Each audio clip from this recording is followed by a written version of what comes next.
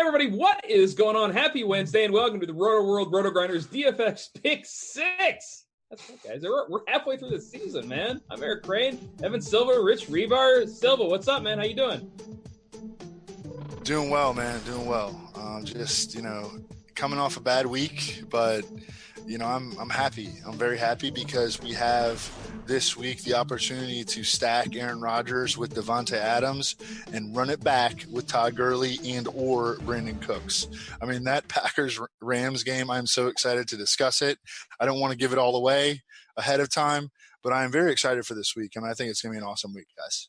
Yeah, I really like this week. And you mentioned, just some really nice game stacks we can look toward. I know we're going to talk Indy and Oakland later, of course, the Green Bay and Rams game. First, we're going to be talking a different game. But before I get to that, Reeves, how you doing, man? How's your week been? Been real good. I actually did all right last week. We talked about game selection, and that Thursday through Monday, really, I went so heavy on that. It saved me, man. It was really, really kind to me. That Thursday through Monday site saw a lot of people pivot to Austin Eckler, who tanked.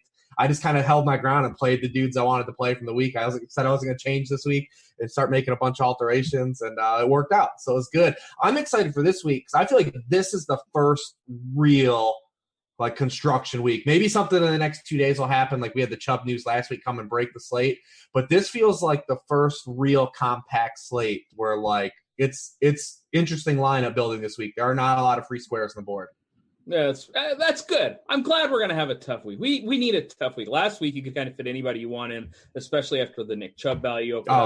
This week, not quite the same thing. But let's go ahead and talk about our first game. It's Cleveland at Pittsburgh.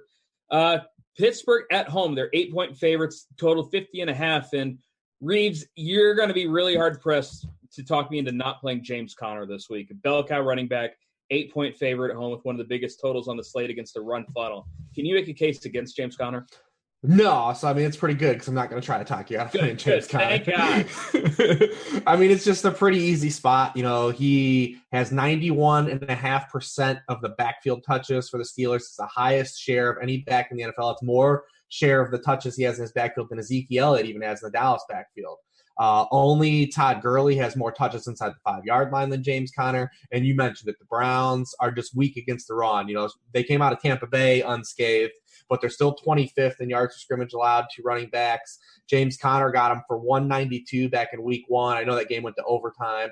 But yeah, this is just a pretty easy spot. And like I said, it's going to be one of those weeks where it's a lot tougher to just cram in Todd Gurley, even though we want to. I think on DK it's a lot easier too, but I think on FanDuel you're going to have to really give some hard consideration to probably doing a Connor Kareem Hunt pair instead of just trying to go all the way up at 11K. Or you just play Antonio Callaway. Not this again.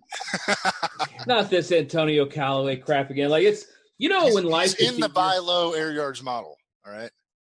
Yeah, that's because I think he's been there for 6 weeks. Yeah, he has no place to go. He's due. There's only one where to go. Yeah, to the waiver wire. That's where you go, Antonio Callaway. Evan, you kind of mentioned these running back prices, and I understand that Gurley at 9.8 is a really great play over on DraftKings, but James Conner at 7,500 just seems underpriced to me. It sounds like all you want, Crane, is to just be whispered sweet nothings about James Conner, and I'm not going to do it. I am going to do it, just like Reeves did. The first thing that stands out to me when I looked at this game is just the fact that the Browns have played 4 games in overtime. They have not had their bye yet. They have played 524 defensive snaps, 34 more than any other NFL team. Their nose tackle, Larry Ogunjobi, Sashi pick, he has played 100 more defensive snaps than any other defensive tackle in football. So they've just been out there so much, and they're going on the road to face this team at Heinz Field that is coming off a bye. So in terms of fatigue, these teams are just in such different places. And also, it's been a real smash spot ever since they changed overtime rules, and especially this year. Teams teams coming off of an overtime game this year are just 6-12 straight up, 5-13 against the spread. The Browns themselves have had their worst games of the year, these games following the overtime games. They played the Steelers in overtime week 1, came back and scored 18 points against the Saints. They played a long overtime game across country against the Raiders, came back and just scored 12 points against the Ravens. That game also went to overtime. They turned around and got dusted by the Chargers the week after that. So, I mean, this is another game. It seems like a pretty primed letdown spot for the Browns altogether. So, okay, so what about the Pittsburgh passing attack? Because, Evan, typically, Ben at home, it's always really interesting. Not the easiest matchup for him because, I just like Connor that much. But it seems like Ben might be the one that goes underowned here, Evan. Yeah, you think? I've been thinking that Ben and Antonio Brown are going to be the chalk this week. Let's find out. I think that this is a massive smash spot, like 30 to 40 point game for the Steelers, and the Browns are just going to get rolled here, and Hugh is finally get fired after this game. You ain't getting fired, man. By the way, you want to know the projected ownership on Ben Roethlisberger right now? He is 1, 2, 3, 4, 5, 6, the 7th most popular quarterback right now, according to the RotoGrinders ownership projections. Only 7.5% for Ben Roethlisberger. Interesting. Yep. I think it is too. What about you, Reeves? What do you think about this Steelers passing attack? Yeah, I think it's a good week to look at some of these quarterbacks that have tougher matchups. Not just outside of where these matchups typically lie, but compared to the field, because it's a really weak QB slate this week. There aren't a lot of cheapies this week. It's not a great streaming quarterback week, which is what we could tie into DFS. So we've got these guys like a Ben Roethlisberger and a Drew Brees in these spots against defenses that haven't been giving up a lot of points. And last week they gave a lot of yards to Jameis, but Jameis got his points on the ground in that game. The Browns still turned him over. Browns D last week hit. Super cheap, baby, on both sides. But I think that Ben will be fine. I think he's going to have a good game. But when you tie it into the field, it gets elevated more. So this might be a spot where in a full slate, hit an okay Ben game or a good Ben game might still be like a QB like 12 to 15 type of game. This week, that game could be like a QB 5 to 8 game. On this type of slate. So like that, if he's going to come in at lower ownership, is still beneficial. If he gets like a 20-point game, he gets that 18 to 19 points. The Browns still that are playing good pass defense. I like both the receivers here. I like Juju a little more just because we've seen the Browns now 3 weeks in a row use Denzel Ward to shadow an opposing receiver. And last week they did what we talked about on the show. They did not have him shadow Mike Evans, who was giving away, he was giving away 30 pounds of size to. They had Demarius Randall guard Mike Evans. 50 pounds. 50 pounds? Yeah, 50 pounds. Denzel Ward's 183, Mike Evans 231. Yes, they had him follow Djax. Like he was guarding Djax in the game. This week he'll probably follow Antonio Brown. He did a lot last week. That doesn't mean you're scared of Antonio Brown, but I'm looking at the opposite guys from Denzel Ward to Shadow have been cooking. It was Mike Evans last week. So this week it's going to be Juju in the slot. He roasted Body Calhoun, in week 1. So I'm looking at Juju this week to be the hot guy there. Yeah, I like Juju plenty, and I understand that Denzel Ward's been good, but Evan, we're not really scared of Antonio Brown against shadow coverage, are we? No, I'm not. I think that Denzel Ward has been great. He shadowed John Brown. He shadowed Keenan Allen. And last week, like Reeves mentioned, he shadowed Deshaun for most of the game and slowed him down. He also chased Chris Godwin on a bunch of snaps. None of those guys Keenan Allen went for 62 yards, but that was the most yardage of any of those guys. He's really good, but Antonio Brown is going to teach him some lessons. That's my expectation. He's going to welcome him to the NFL. With that said, one of the reasons that I like Ben is because all his pass catchers are in really good spots. I think that Antonio Brown again can teach Denzel Ward a lesson. Juju Smith-Schuster, as Reeves mentioned, is in a great spot in the slot against the Browns. Last 2 games, Juju's played 2 games full against the Browns in his career, just dropped haymakers on them both times. And then Vance McDonald against this defense that is missing Joe Schobert, the most underrated middle linebacker in the NFL. They're going to get mashed by tight ends until he returns. I truly believe that this fatigue is going to start to catch up to them. I mean, playing so many friggin' snaps is, especially for like a young defense, and they don't do a lot of rotating. I mean, especially up front, like Myles Garrett has played the most snaps of any defensive lineman in the NFL.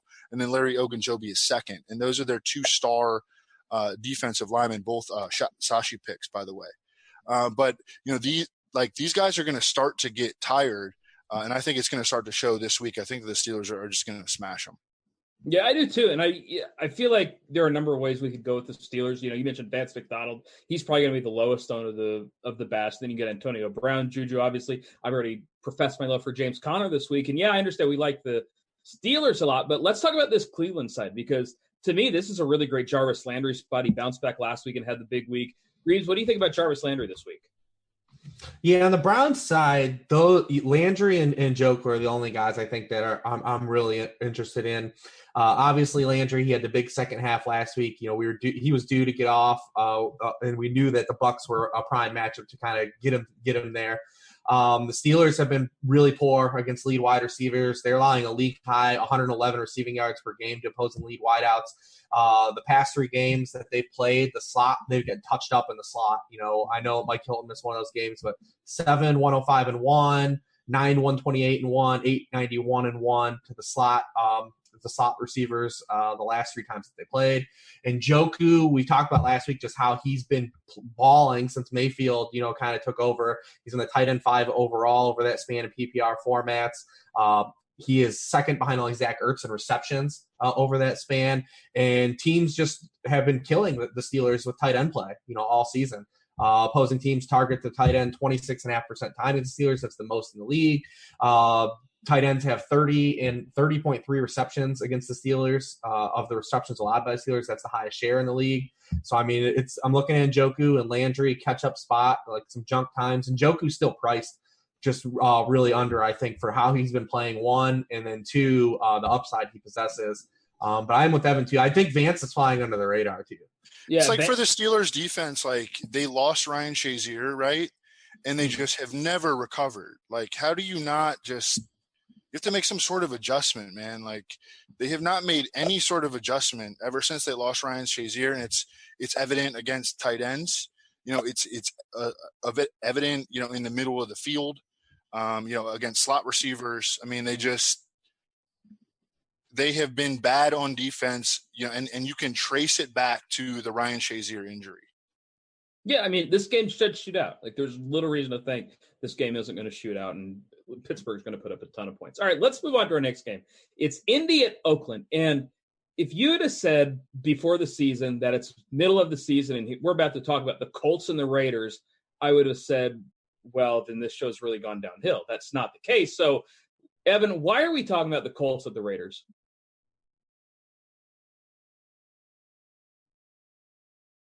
Because the game has high scoring potential and we like box score filling games. All right. Well, let's talk about who we like on Indy, because Jack Doyle, he's back to practicing. Yeah. And I hope he doesn't play. I'm hoping he doesn't. I do too, because I want all the Eric Ebron this week. I know.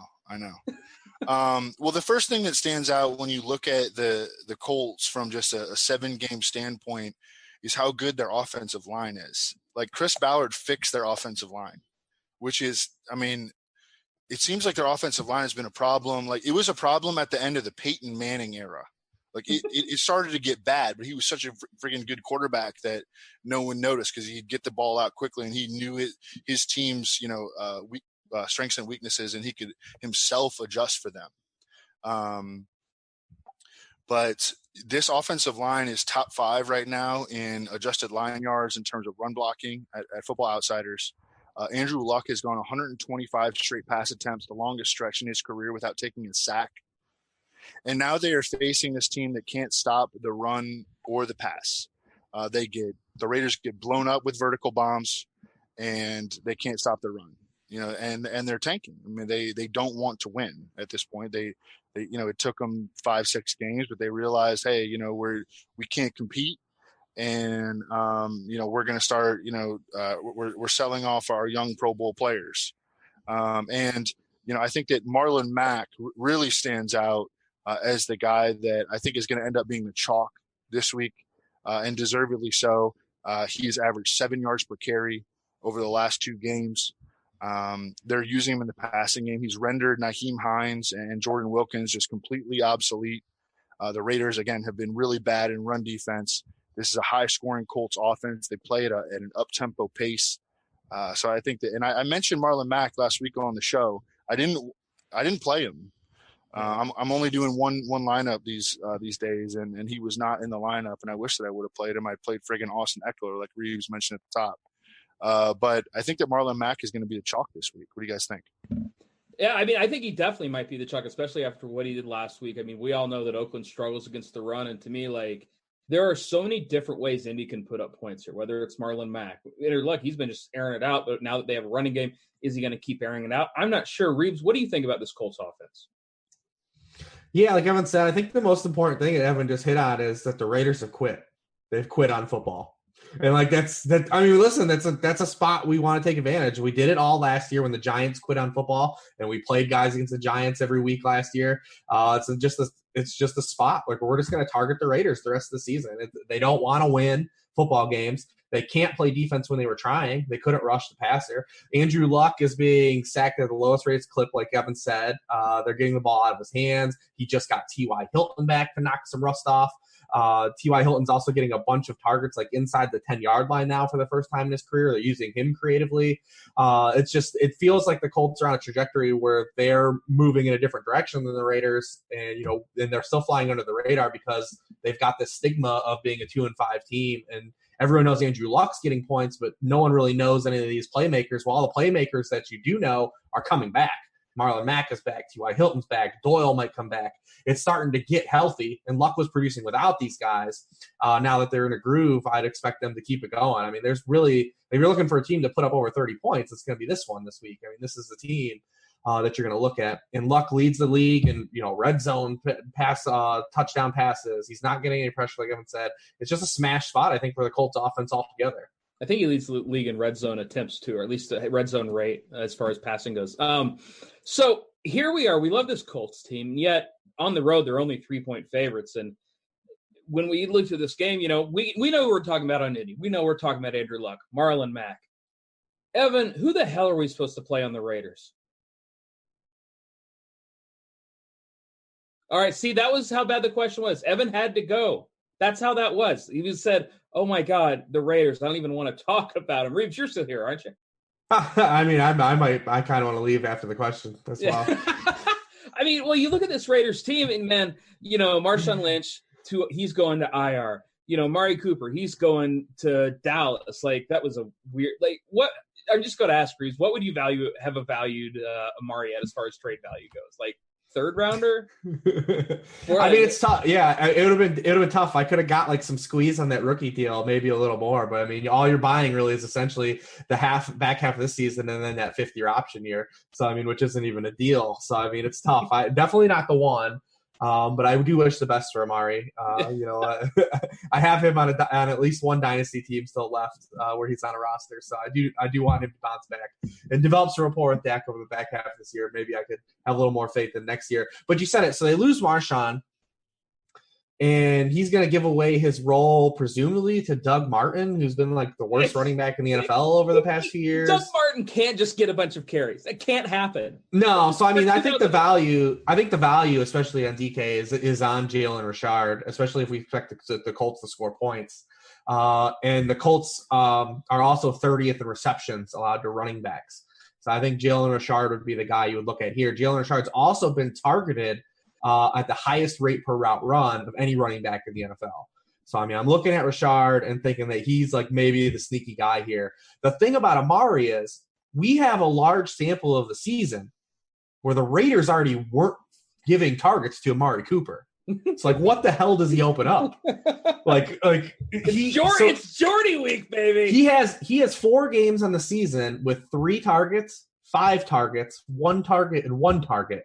And there was no one playable. Like, really, Cook had the awesome week 1 game, but in all those other games, like none of these, like no one you can draw a clear line to and say that's the game Amari didn't get targeted. this guy popped, like we can with Will Fuller, or we can say with Tyler Boyd when, Joe Mixon was out. We don't have any of those. We don't have like a clear delineation of Amari wasn't targeted, so this guy popped. The whole offense is just bad. They've scored 20 or fewer points in every game but one. The last 2 games they played, they've scored 13 total points. I don't really have like a strong take. If you want to play Doug Martin and if you want to play Jordy Nelson, you're going to try to sell me on Jordy Nelson, so I do want to hear it. I think Jalen Richard's the only guy I'm like remotely tickled by. Yeah, I like Jalen Richard. I like Jared Cook too. Like I think at 5K, I think Jared Cook's in play. Indianapolis, the way they're running defense this year, they're really kind of keeping a lot of stuff underneath. They're not giving up that big play. And to me, that just says Jordy, and that says Jared Cook. And look, like home teams, like it's very rare that home teams just get blown out, especially blown out by the freaking Colts. So like Oakland's going to put up points. And like you said, like I think it goes to Cook and I think it goes to Jordy. I actually think, God, I can't believe I'm going to say this out loud. I think Derek Carr's an interesting tournament play this week. Nothing? Just he's going to like sit there and stare at me? I actually think he is. Evan's back! He's shown no ceiling. He's shown no ceiling this year, though. I mean, be aware of that. He's played 6 games. He's had 1 good game. He's shown a really low floor, too. But I think that, in like this game has game stack potential. These guys have pride. Derek Carr probably thinks that his job is in danger. It is. Oh, Evan lost. We lost Evan again. I love Evan Reeves. I love it. Evan just keeps coming back for some very short takes, and he's got to go. Yeah, I mean, I want to draw the line to Carr, but it's just such a contrarian play because Evan said about this year, this is 2 years running now. If you go back even all the way into last year, this dude's been higher than QB 15 just 4 times as past 21 starts. Like, there's just been no ceiling to latch onto. I mean, it's tough for me. I can see it. I see how you guys are getting there. It's just tough for me to buy in. Evan, you like to talk a lot about, just kind of mindsets of a lot of these teams. We're just like, okay, well, the teams quit. Okay, well, they don't trust the coaching staff. Right. What do you think the Raiders' mindset is right now? Like, are they going to be a team that bounces back and say, yeah, we know they're trading away some of our best players, but like you said, we still have pride, or are they just going to, fold up and take their ball to Las Vegas? Yeah, I mean they should be just playing for themselves, but trying to like put good stuff on tape. I mean, why haven't they traded like Kelechi Osemele yet? Why haven't they traded Rodney Hudson? Why are they trading the young dudes on rookie deals? Really, I mean, and I know that they have been getting some positive PR from like media types. But they're trading the wrong guys. Why are you trading guys on rookie deals? Like trade your theoretically overpriced veterans. And people have also compared their strategy to Sashi Brown's. Like it's nothing like Sashi Brown's. Sashi Brown was not trading. First of all, Sashi Brown inherited nothing. Okay. And he did not trade away someone like Khalil freaking Mack, like a true difference maker. He would have locked up someone like that. So it's just, It really, it's very strange to see like all the different, because like when you understand like NFL media, you have to understand that they're kind of like influenced by their sources, right? So they're kind of like in the bag for their sources. Like Mike Silver, he got all his information from Hugh Jackson for like a decade. So, whenever he blocked me on Twitter because I said something bad about Hugh Jackson. You know what I'm saying? Like, how many people he would have? I've never seen that from your account.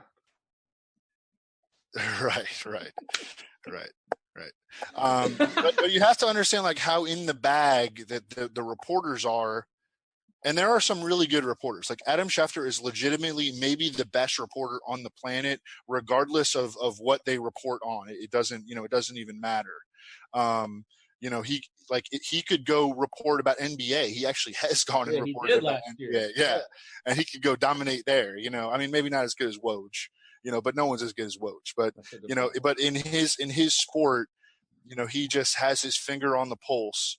And he's not like in the bag for anything, which is really, really cool. But all the other reporters have their little biases, and it's fun to kind of break them down. And you can kind of just by examining them, you can figure out who they're in the bag for.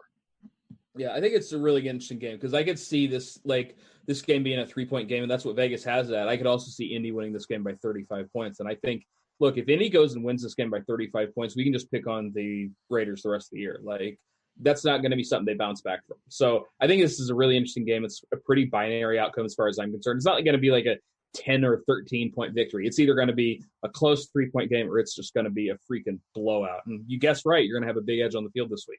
All right, let's talk about the Packers at the Rams. The Rams, they're 9.5-point favorites, 56.5-point total. And Reeves, this is, I mean, every week, man, just like play Todd Gurley, right?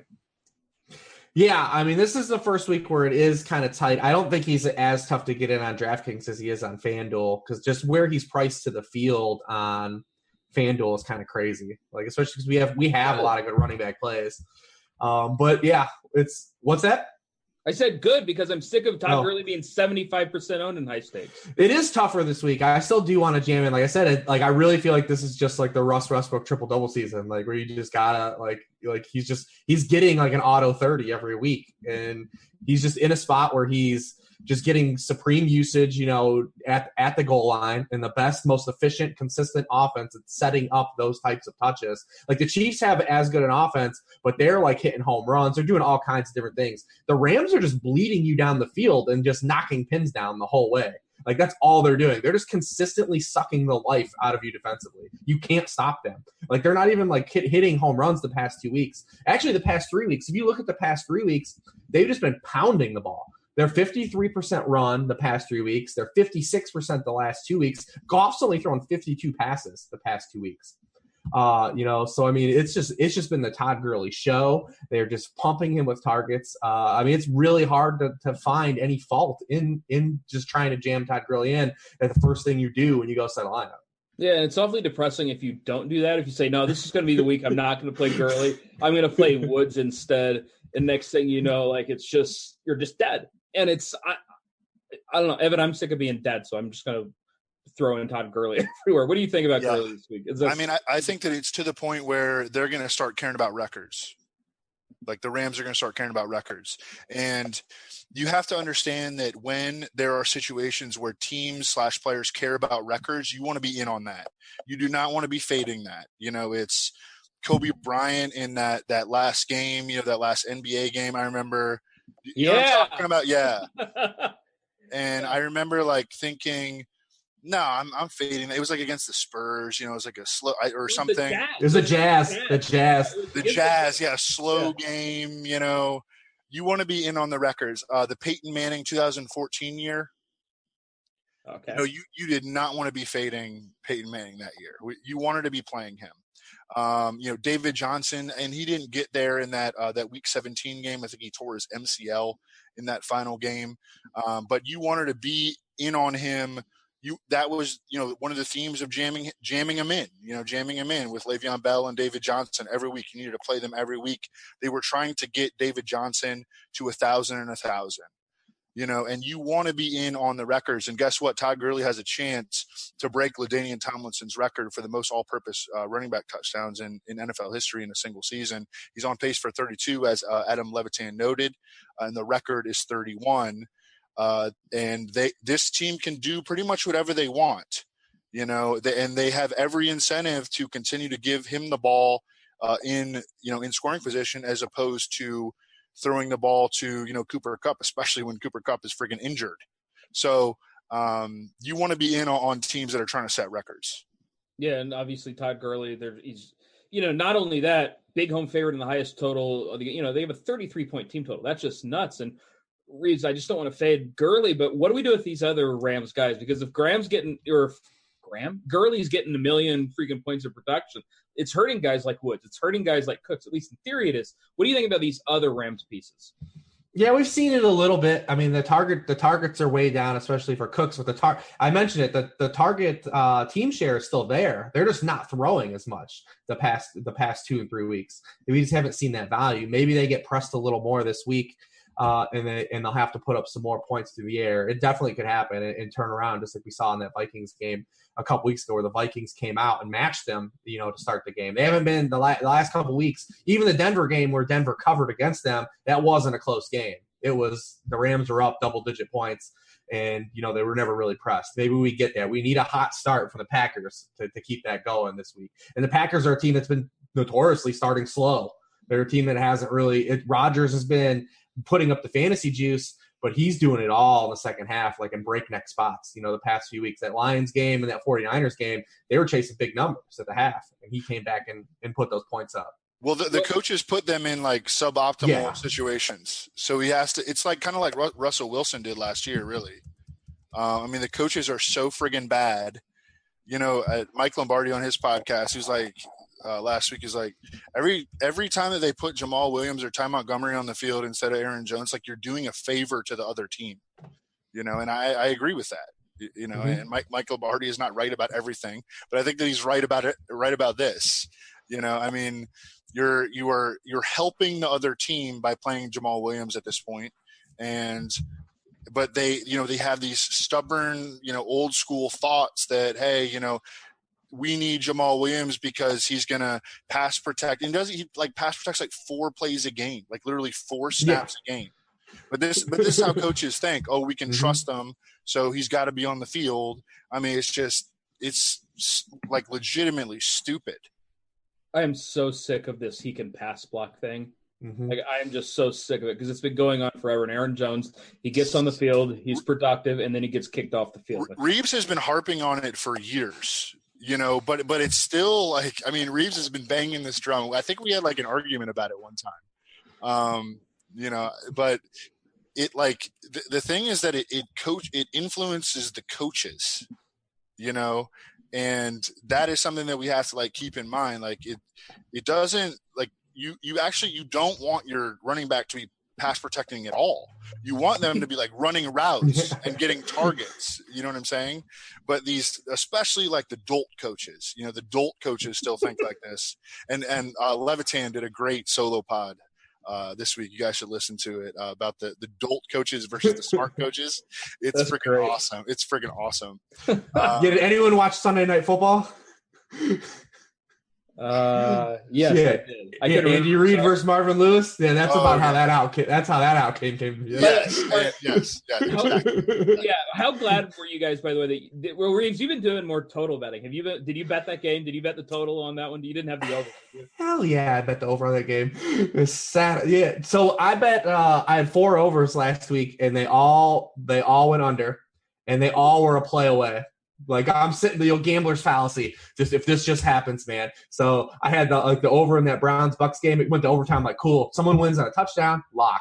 And the Chiefs game, they're going to kick a field goal, right? They're inside the 10-yard line. Jeff Driscoll's in the game. I can't count him to do anything. Just kick the field goal, Andy. It's a lock. Done. Nothing. Nope. They went on 4th and goal. Spencer Ware stuffed. Not happening. I forget the other one that I had that I was like, oh, the 49ers game, the 49ers-Rams game. Rams put up 39. All I need is 49ers put up 13 points, and this is a good. Nope, not gonna happen, man. It was a brutal week playing game totals for me last week. I've been trying to figure out whether Andy Reid had the over when it was at 58.5 or whether he had the under at 56. Like, I'm just not sure which way it was, but I feel like it was one of the two. But did you see the Bengals defense rally for Marvin Lewis and make that stop? They were pumped. They were like, yeah, we got him. Woo! As they're getting their brains beat in on Sunday Night Football. Yeah, good job, Bengals. Way to go, guys. Anyways, we're talking about the Packers. And, Evan, I know you want to talk about Aaron Rodgers because this is just the spot for him where he's going to be throwing a lot against a secondary that's banged up. Marcus Peters hasn't been good. Akeem Talib obviously out for the year. And, since he's going to have extra time to throw with the pass blocking ability of Jamal Williams, he should really be in for a big game here. Aaron Rodgers before the bye, he was the quarterback 1, the quarterback 4 in back-to-back games. But as Reeves mentioned, it was from rallying back. But, this is another game that really sets up for him to potentially rally back. He also dealt with hamstring and knee injuries before the bye. And he started to get healthier. He had over 30 rushing yards in 2 of the final 3 games before their week 7 bye. And so, you like to definitely see that. He has the 3rd highest passer rating in the NFL when he's blitzed. And Wade Phillips has always been a big-time blitzer. They're top 10. The Rams are top 10 in blitz percentage this year. I just think that Aaron Rodgers, in terms of upside on this slate, He's right there with Patrick Mahomes and Andrew Luck. I think that one of those three guys is going to be the number one overall quarterback on this slate: Aaron Rodgers, Patrick Mahomes, or Andrew Luck. Not Derek Carr? No. And obviously, Reeves, you're playing Aaron Rodgers. I mean, like Allison and Cobb, they're both practicing this week. Cobb is limited today, but it sounds like it's going to be fine. But you still want to pair Rodgers with Devontae Adams, don't you? Oh, yeah, easily. I mean, Devontae's the money player. I mean, this guy doesn't really get like those. He's not going to get to that 100-yard bonus on DK very often, but I mean, he has the past 2 weeks in catch-up time. But he's going to, is there a better receiver at like placing odds on who's going to score a touchdown this week? I mean, he's basically the guy every week. So if you're counting on one receiver score a touchdown, you could pick one guy. You're probably going to pick him almost every week. Like he's in the conversation. I'll just pick Julio because he's due. He's due, man. It's gonna happen. We're due. But he leads all NFL receivers in red zone targets. It's pretty easy money here. The Rams have allowed multiple touchdown catches to an individual receiver in 3 of their past 5 games. Definitely, we're talking about that multi-touchdown upside. He's the guy that you're going to circle every week. All right. So I think Jimmy Graham is good too. I think this is a Jimmy Graham spot as well. Do I just have a blind spot for Jimmy Graham? Because I literally never play this guy. He's been pretty solid. Like he hasn't been amazing, but he's been really solid. The Rams have kind of been like that tight end target funnel defense this year. They're the 3rd highest rate in the league in seeing teams, target their tight ends, and they really haven't faced a lot of good tight ends. They've given up some huge game. A huge game of Jared Cook. Obviously, Kittle got him again last week for the touchdown. He was the only productive player for 49ers in that game. Yeah, I think, and Graham's actually been useful, like not just outside the red zone this year. He's actually had some yardage type games this year. So, I'm into that. I mean, this is a game. This is the game. Like, this is the core play game. Like, this is the one. This is just littered with core plays. Yeah, I mean, I just look at his price, like 4.7K over on DK. I would rather pay 5K for Jared Cook. Ooh, oh man. Yeah, I know. I'd rather pay 4.6 for David Njoku. I mean, that's like a 6 or 1/2. We were talking $100K different, $100 difference. Yeah, I mean, it's just like I feel like it's really close between the two of them. I don't know. And Jimmy right now he's projected. But Jimmy's gonna be lower owned than Njoku. Yeah, he's gonna be way lower owned. I mean, right now it's 10% versus 2.5%. And I think we see Njoku end up closer to 20%. So yeah, I definitely see what you're saying with Jimmy being a low owned option. I just have a blind spot for Jimmy. Like I never play the guy. Well, the dude looked like he was like running on like last year he looked washed. Like, it looked like the dude had like wooden legs. Recently, I thought he was looking good. Yeah. That's why I was just selling. Were you listening? I was trying to sell him on Jimmy Graham. Evan, can you sell me? Like I said, it's a blind spot of mine. I just don't want to play him. No, I mean, I understand. I don't think I played him yet this year. If you're going to play a lot of lineups, like as you do, Crane, then I think he definitely makes sense to mix in like in a good matchup with the highest total on the slate. And we just highlighted he's a direct pivot on DraftKings to Njoku. They're like basically the same price. Yeah, and he has more air yards way more air yards per game than Njoku on the season. And, it's all shakiness beyond Devontae Adams and Jimmy Graham in that pass catcher core. We're not getting any targets for the running backs, and we don't know what to expect. We should really talk about Marquez Valdez-Scantling and Randall Cobb and Geronimo Allison. All right. Well, let's hear. What do you think about these secondary receivers? I don't know. I want to hear what Reeves has to say. Like, I don't know. I mean, I know what I think should happen, but I also know what I think should happen in the Packers' backfield, right? Yeah, I mean, should is a pretty – they're not going to do it. They're just going to keep screwing us and messing with their heads. Marquez Valdez-Scantling is a 6'3", 4.37 speed slot receiver with 0 drops on the season, who has a 100-yard game under his belt, who has multiple games of 30-plus yards, who destroyed in the preseason, who was the reason that Brian Gutekunst you can't say that on there. The Packers GM. I mean, that's his name. Brian Gutekunst wanted to trade Randall Cobb before the season because he loved Marquez Valdez-Scantling, as he should.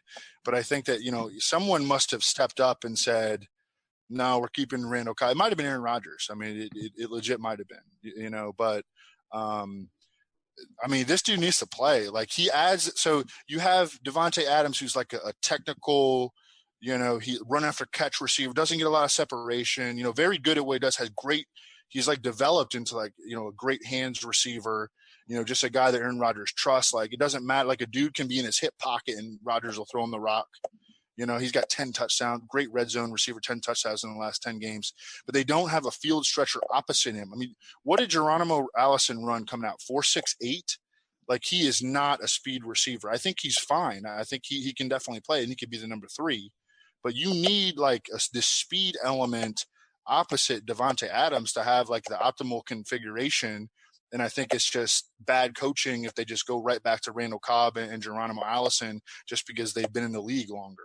Yeah, it's hard to believe that the Packers would have bad coaching, though.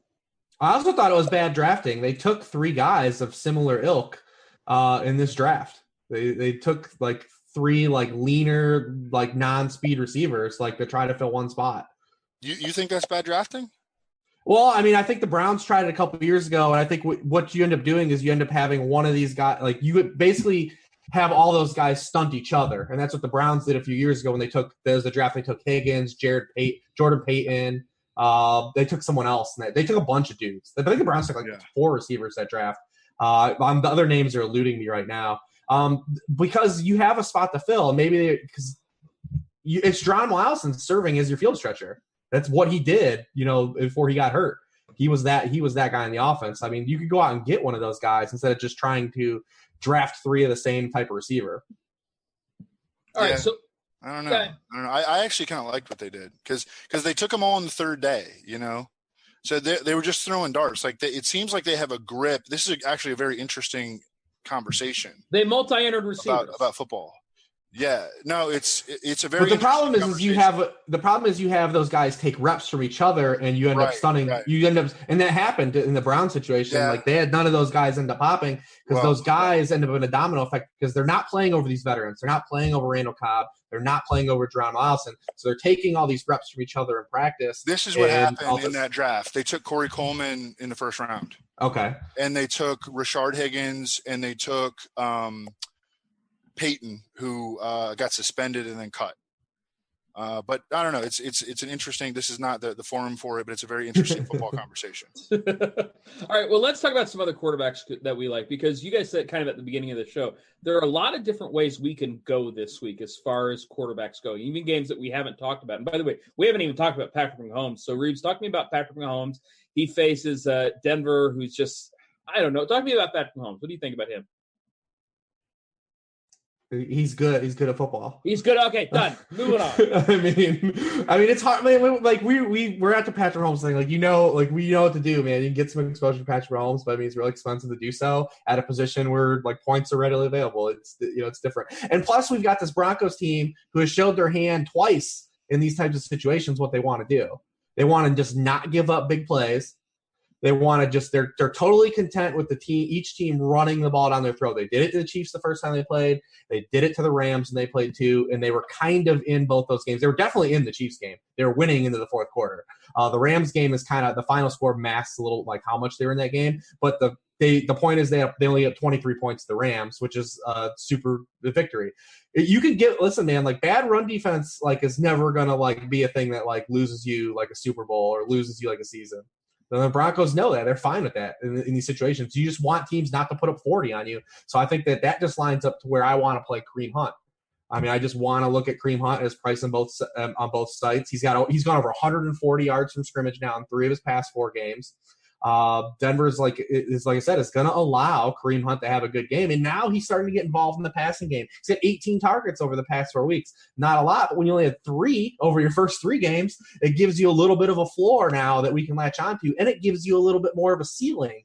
So, I mean, I look at Kareem Hunt, and that's the dude I want to play because Denver's whole plan is to say, if we give up 40, we lose automatically. We're probably going to lose anyways, but if we give up 40, we definitely lose. If we give up like 24 to 27, like at least we got a shot. Well, they're definitely going to lose because they cut Chad Kelly. I mean, the whole Chad Kelly thing is weird. Like that story is something, man. Yeah. Well, I mean, I think it's pretty clear what happened, right? I mean, I think it's pretty clear what happened. Yeah. Like, no, I understand what you're saying. He went to the Halloween party. He got too drunk. He didn't know where he was. He stumbled into someplace. for like the way that it was kind of billed though is kind of, I don't know. I mean, he definitely screwed up. You know, like you can't be getting that drunk. But I don't know, he didn't hurt anybody. Like, yeah. And I mean, it's not like he went and like challenged the entire room to a big foosball table, threatening to kick their asses, right, Evan? Yeah, that never happened. So I'm just saying. Look at Sully. He's just like, wait a second. I recognize that. By the way, with as bad as Case Keenum has been, knowing that Chad Kelly is probably about to take over this job sometime soon, Evan, like, there's no way Chad Kelly is all that good, is there? They would not have cut him if he was that good. I mean, I probably already talked too much about Chad Kelly and on this show. I mean, I'm sure he was just on a zero tolerance policy, where he just cannot get in any kind of trouble. There's a reason that he was the Mr. Irrelevant in the draft. He was the last pick. It's just, they just gave him a zero tolerance policy. I'll be interested to see, does it get picked up? I mean, he legit was awesome in the preseason. I mean, he's really aggressive. He's athletic, but he has some demons. And unfortunately, they got the better of him in this situation. Like, they didn't put him in a good situation, though. Like, you have to, even as like players on the team, you have to understand that, this dude has like some demons, and someone has to like almost be like his chaperone in a situation like that. It's just, I don't want to talk about it anymore because I'm probably, talking out of my ass, but it's just, he wound up in a really bad situation. And man, I mean, I hope that, I mean, like he's got to be the most depressed dude on the planet right now. He screwed up one night. He didn't really even hurt anybody, and he lost his career like that. That's really, really sad. It's a sad situation. All right, some other quarterbacks that I mentioned this week. Reeves, talk to me about Andy Dalton, because he's somebody that I've been expecting him to go off the last 2 weeks, and he just hasn't. Now he gets Tampa Bay team that, well, every quarterback's supposed to go off against. So what do we think about Andy Dalton against Tampa Bay? Yeah, pretty good bounce back spot for all the Bengals. Pick one, pick a card, any card with the Bengals offense. The Bucks, like everyone has hit against the Bucks, like the Falcons. Like it's just legitimate. Like, who do you want to play?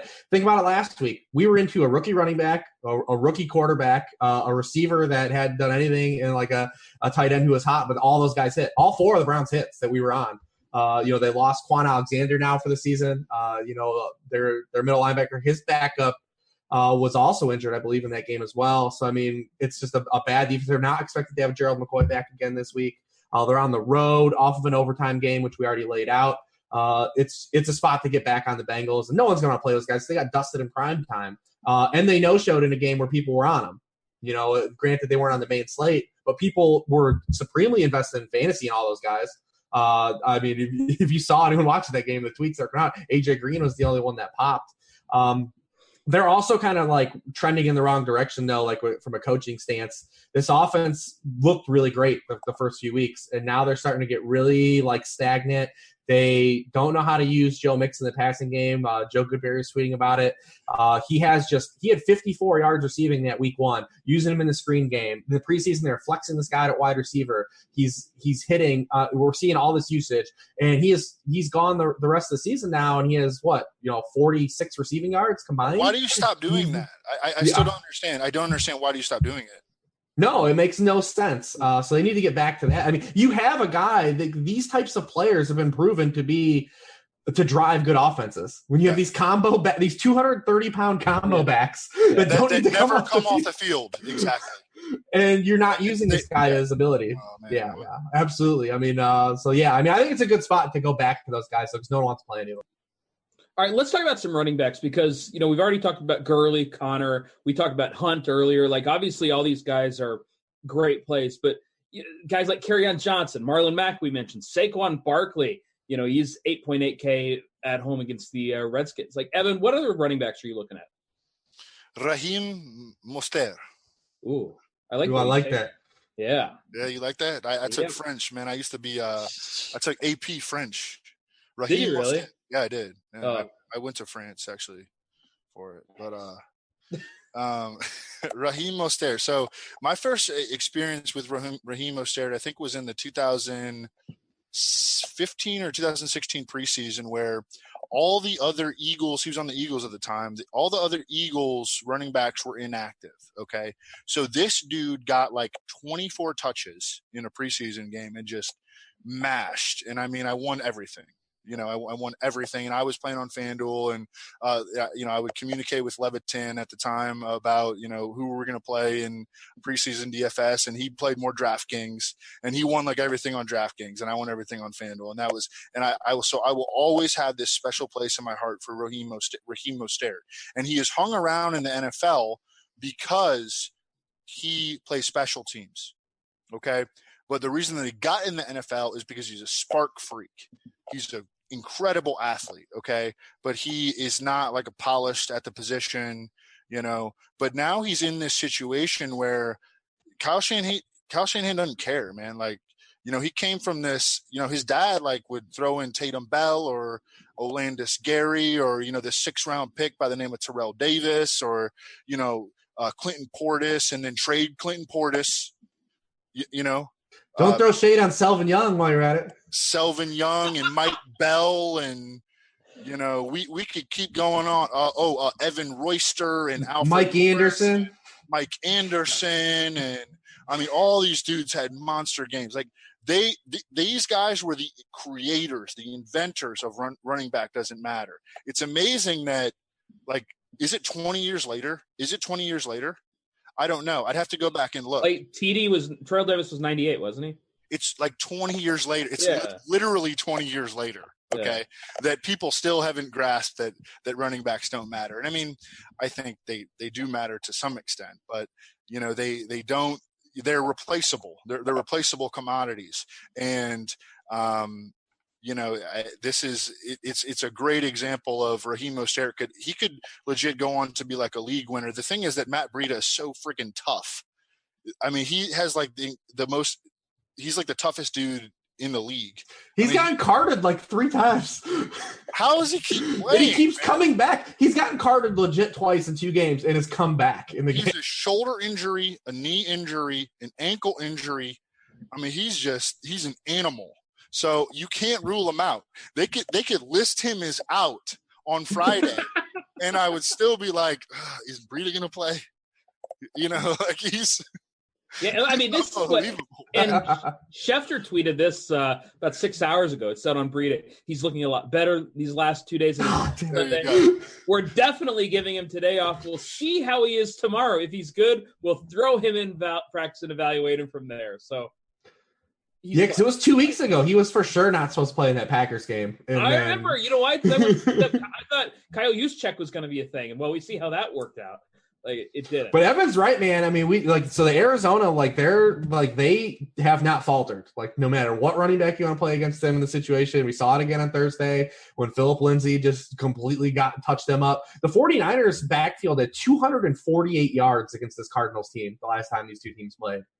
So I mean, it's a spot. Like if Breida doesn't play, he's like a near min guy. We're talking about in a slate where there's not a lot of these types of guys to play at either the running back or wide receiver position. He's definitely a guy I had on my short list to bring up. I mean, couldn't you play him anyways? Like even if you saw 4 targets last week, he had 7 carries. Like the guys. Well, Breida did not play like the last 3 quarters of that game. Yeah, I just think that like maybe you could play this guy because Breida. Yeah, he's tough, but we all know he's going to get hurt in the first quarter again and leave the game for quarters. So hell, maybe it's better if Breida's not going to play. Because I think you can play this guy either way. Other running backs for you, Reeves. Who you got? The only other guy I will bring up is the guy I just named is Phillip Lindsay. Especially where he's priced on both sites. I mean, if Royce Freeman is not going to play, and he's one of those guys too where it looked like he was for sure going to be out, and now they're kind of hedging, kind of taking us along for the ride. But that's an early game, so we will for sure know at 11:30 if he is out. But I mean, where he's priced on both sites, he's already led the backfield in touches in every game that he's played the full game, except for the only time was when he gave that dude the rib shots or whatever in the pile up.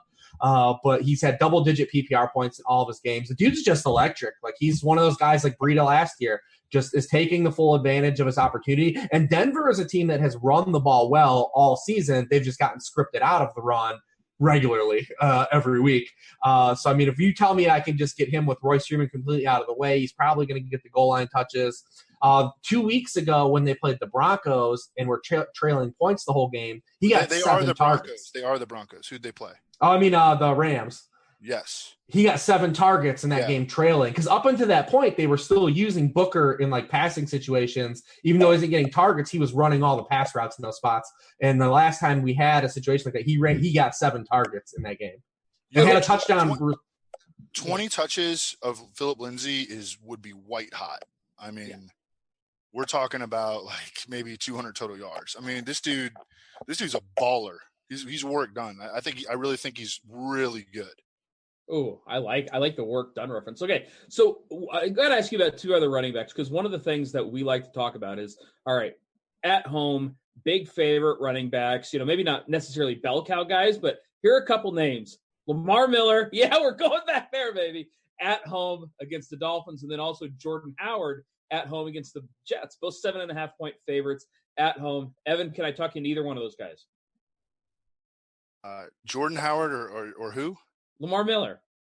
Yeah, I mean, Lamar Miller is someone that I know that when Thursday slate comes around, I'm going to end up talking myself into playing him, because I like to play dudes in the Thursday games. Like, I really do. I want to have like a rooting interest. There's no better feeling than entering Saturday or entering Sunday with a head start. If Lamar Miller goes for like 110 yards and 2 touchdowns, then I feel like you almost make more rational decisions. Now, when you play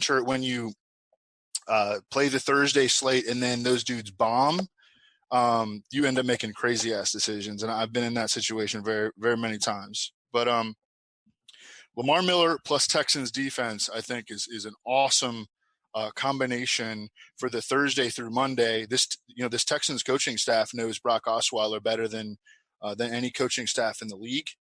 And I think they're going to have some special stuff dialed up for him. I mean, this Brock Osweiler stuff the luck is going to run out sooner rather than later. Now they're on a short week in Houston. And I mean, the toughness that Deshaun Watson has showed, I think is going to inspire the entire team. The dude came and make freaking team flights.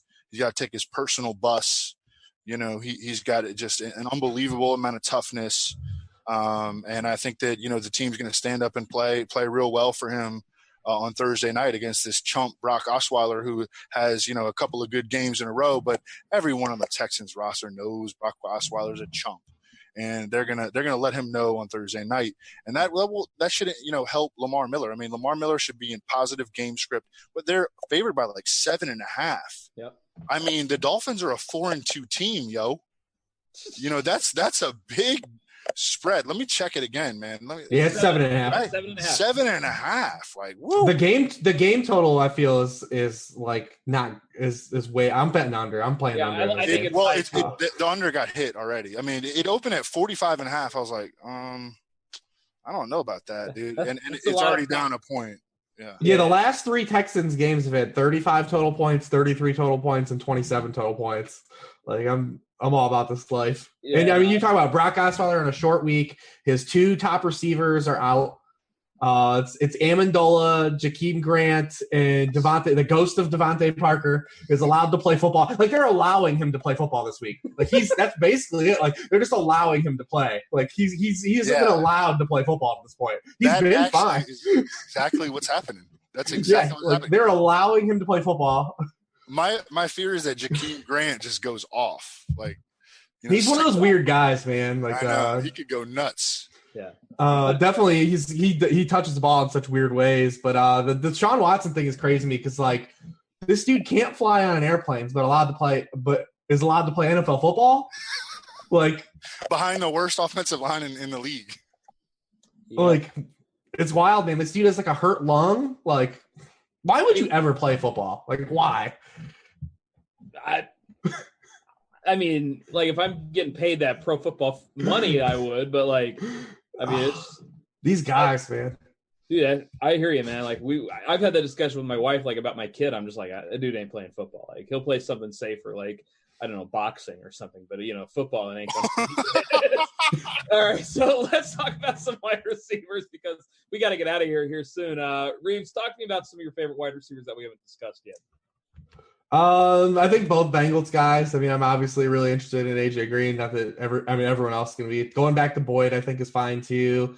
I'm kind of interested in so I'm looking for like guys I can play like pricing values this week because there's no like clear like cheapies yet. We haven't had anything open up on the board yet, so I'm just kind of thumbing around and thinking about like what can I do with my wide receiver 3 spots. And one guy that kind of I keep getting drawn to is Sammy Watkins. He didn't get to play in that first Broncos game, because he hurt his hamstring like right away. I think the first drive, but he's had like a really safe floor. He's not giving you ceiling games, but he's giving you value for where he's priced on both sites. I'm not excited about it, but I mean he has like some potential. It's just I don't see any cheapies this week on the board yet, man. I mean, am I missing someone yet? Do I got a blind spot to someone? I have somebody I bet Evan's gonna like. You're good at these, so you're good. This is why you're good at these guys. Hey, what about Cortland Sutton at 3.8K? Yeah, I want to see Demaryius Thomas traded so much. Even if Thomas is there, like, would it really shock you if Sutton went off in that spot? It wouldn't. No, not at all. And you know what? If Demaryius gets traded, then Sutton's immediately the chalk. Like he's 40% owned. Yeah, so I don't want him to get traded. Yeah. Like I'd rather just play Sutton at 3 or 4% and take my potential profit there. Like Sutton can do 100 and score. Like that can happen for Sutton. Evan, who are some of the other guys you like? It's tough. I mean, in terms of cheapies, I definitely think that Jordy's in play. Yeah. No question. I mean, he's been getting solid red zone targets. He's been pretty efficient so far. I mean, his yards per route run is right even with Amari Cooper. And it should ascend. He should start to get more air yards. It's pretty gross, dude. I mean, let me see here. I got another point. I think that going back to Jermaine Kearse, is. Yeah. I mean, no one's going to want to do that, and I get it. Like, what you're like. All right, so when you make a really big mistake, and I did not play Jermaine Kearse last week, although if I was playing on DraftKings, I likely would have, and I almost played him on FanDuel. But when you make when you take a goose egg like that, you have to at least try to learn something from it. And I think that the best takeaway from that is just that you understand that you were betting on a dude just from straight opportunity. Okay. This dude's a fringe NFL player. Jermaine Kearse is really a fringe NFL player, certainly a fringe starter. I mean, on a good team, he's probably a number 4. Dude, it was really strange. I kept hearing takes all week, like, right. Oh, Jermaine Kearse has done it before. And I kept saying, like, we're talking about Jermaine Kearse here. Like, he sucks with the Seahawks, and they had Doug Baldwin and nobody. I just didn't understand why Jermaine Kearse. And I get he was minimum price. He was starting in the slot, and it was a good matchup. But like, are we really going to get that excited over Jermaine Kearse? I was surprised he was so popular. Over 40% high stakes last week, by the way. Yeah, I mean, I'm not going to knock the play, because I think that it did make sense. But I still think that whenever especially when we take a goose egg, like you have to have some sort of takeaway and just understand that you were not you bet on a dude who's not real talented, and that was your bet. But at the same time, like you're gonna continue to do stuff like that because you're trying to find cheap dudes, and you're not always going to be able to get a great talent with great opportunity in a great matchup. But you just have to understand what you did, where you went wrong. And I think that's where people went wrong. I mean, they bet on a dude that's just not real talented. Why is Demaryius Thomas going to be under 5%? It's the Chiefs. It's the Chiefs. Because he has to score a touchdown. Well, I've been trying to bang the drum for a while that the Chiefs' pass defense is not nearly as bad as people believe it is. They are good against wide receivers. The problem is that they just face a ton of volume. They've only allowed one receiver to score since week 2. That's it. One guy scored against them. They've allowed one touchdown. The problem is they face 50 freaking pass attempts a game, and eventually the accumulation starts to add up. But their secondary play is pretty decent. Their linebackers are atrocious than coverage. Like, that's a problem. They can't stop the run, but they've been pretty solid against wide receivers, like, for the most part, at least on a per target basis. The problem is they just face so much volume. But I get it. I mean, I know you're looking at that 4.9 and you're saying the volume is going to be there. You just plug your nose and you shoot for a high scoring game and you see what happens. Yeah, the problem is Demaryius has been completely unusable in games he doesn't have a touchdown. Yeah. In the games he doesn't have a touchdown, he's been awful. What if I said I could probably give you 10 points in PPR for 3.4K? Would you take that? Sure. What if I said the guy was going to be 1%? Yeah, of course. What if I said it was a slot receiver going up against the worst slot defense in football? It's Anthony Miller. It is Anthony Miller. Yeah, and Anthony Miller led the Bears in air yards last week, by the way. Yeah, I think Anthony Miller's a fine play this week. Yeah, He's only 3.4K. He had 7 targets. Yeah. Here's a problem, okay, Crane, and I don't want to talk you out of him, okay? Okay. But he is playing with a harness on his shoulder, so he cannot reach above his head. And so he had 7 targets last week. He caught 2. So he's Nick O'Leary. Yes, we need Nick O'Leary. Yes, he is. He is. I mean, don't ask him to recover a fumble because he'll be like, he'll try to get it, you know, and he won't. He's not on the hands team. No, he's not on the hands team. God, please. Vic Fangio, do not put him on the hands team. All right, guys, we got to get off here. We've got to run over. I know David's ready to get home, so we got to go, though. Thank you so much for joining us, Reed, Evan. Been fun as always. Thanks for watching, everybody. Make sure you check us out, RotoGrinders.com. Check them out on RotoWorld. We'll see you guys later. Peace.